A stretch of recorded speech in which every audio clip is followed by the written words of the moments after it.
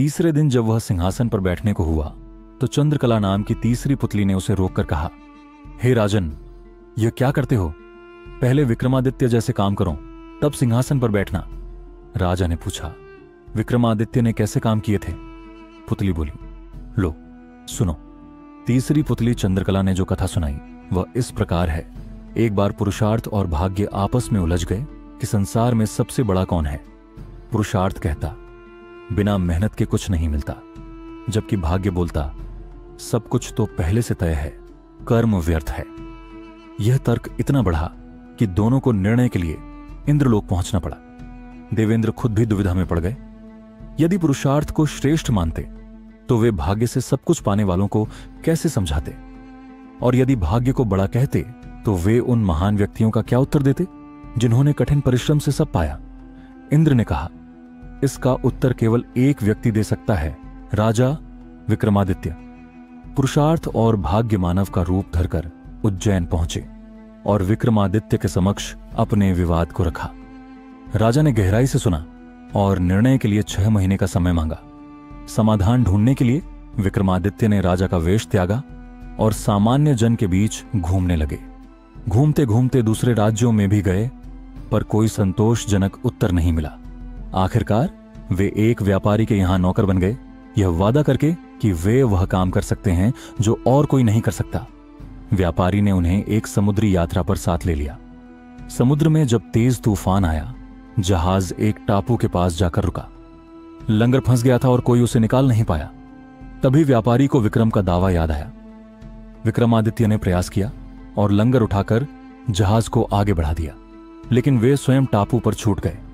टापू पर घूमते हुए उन्होंने देखा कि एक शिलालेख पर लिखा था, इस नगर की राजकुमारी का विवाह उस व्यक्ति से होगा जो इस टापू पर आज पहुंचा है। विवाह हुआ। कुछ समय पश्चात वे अपनी रानी के साथ स्वदेश लौटने निकले। रास्ते में उन्हें एक सन्यासी मिला जिसने 2 दिव्य वस्तुएं दी। एक माला जो पहनने से अदृश्य बना देती और हर कार्य सिद्ध करती। दूसरी एक छड़ी जिससे रात को सोने से पहले कोई भी वस्तु मांगी जा सकती थी। राजा ने इन्हें आशीर्वाद मानकर धन्यवाद दिया और अपने राज्य लौटे।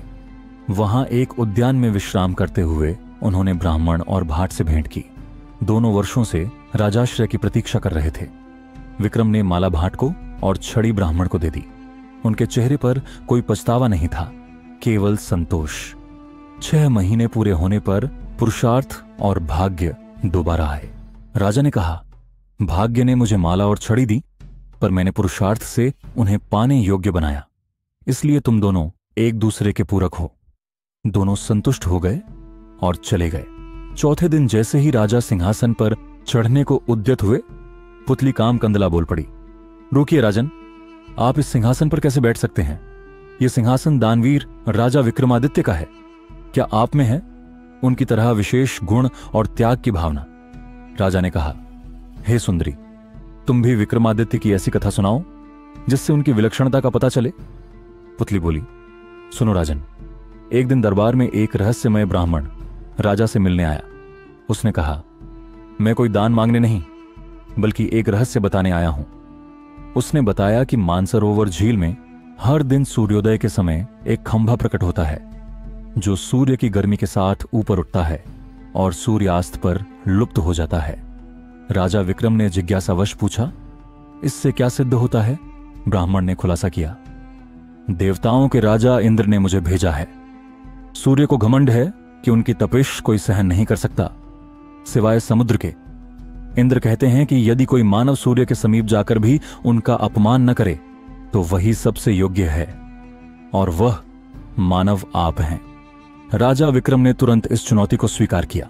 उन्होंने काली मां से प्राप्त बेतालों का स्मरण किया और वे उन्हें मानसरोवर ले गए। भोर होते ही विक्रम जल में खंभा प्रकट होते ही उस पर चढ़ गए। जैसे जैसे सूर्य ऊपर चढ़ा, खंभा भी ऊपर उठा और विक्रम की देह सूर्य की गर्मी में भस्म हो गई। सूर्य ने यह देखा और समझ लिया कि यह कोई और नहीं, स्वयं विक्रम है। उनके बलिदान से प्रभावित होकर उन्होंने अमृत की बूंदों से राजा को जीवित किया और अपने स्वर्ण कुंडल भेंट किए, कुंडल जो किसी भी वस्तु की प्राप्ति करवा सकते थे। विक्रम वापस लौटे समय एक ब्राह्मण से मिले जिसने उन कुंडलों को मांग लिया। राजा ने बिना किसी संकोच के उन्हें दे दिया, बिना कोई अफसोस किए। आगे की कहानी सुनने के लिए चैनल को सब्सक्राइब करें और कमेंट बॉक्स में लिखें जय महाकाल।